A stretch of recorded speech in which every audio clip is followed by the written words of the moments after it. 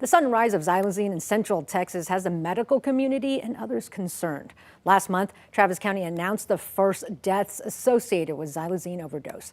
Dr. Daniel Walk is an emergency physician and with the Texas Medical Association. Joins us this morning to talk more about the dangers of the drug, also known as tranc. And Dr. Walk, first of all, thank you for coming in on your day off. This man is very busy, so his time is valuable.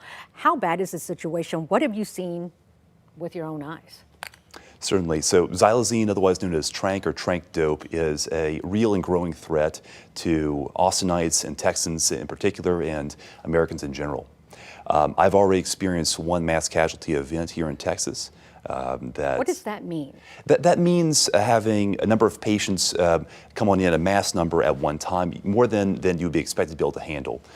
Certainly, this was born between both my hospital and that of others, but again, a shocking number that we had that day, in addition to deaths in the actual field. How many people did you see come in with that one case?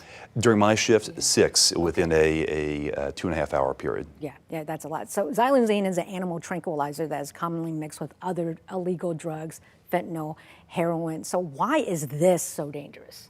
Well, in part it's because there is no antidote for it. It is as you said, a veterinary anesthetic. Is not meant for humans.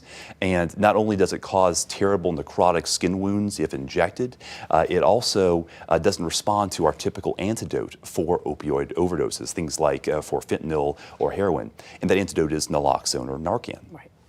So but the recommendation is still to treat people with that just in case. So, okay, last month we mentioned this. Travis County leaders said they're expecting more deaths from xylazine overdoses. And what can we do right now to change that prediction, Dr. Walk?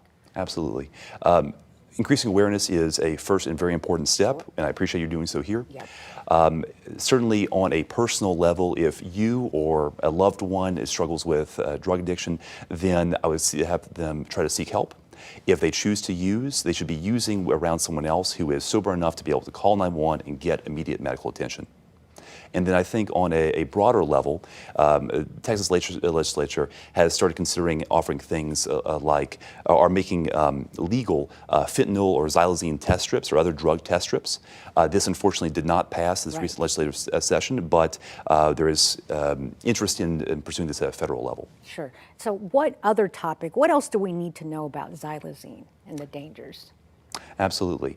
It is a medication that is being abused for basically increasing the profits of drug dealers who are using this medication to cut supplies of illicit substances, and it causes people to stop breathing. And that's the major concern here, is that it can then lead to brain injury from a lack of oxygen or death. And is it the case where people may be taking it and not know they actually are taking tranc? That is exactly it. Okay. Yes. Just like fentanyl, right? Maybe you think you're taking one, but it's also mixed in. Dr. Daniel Walk, thank you so much for your time. We appreciate it.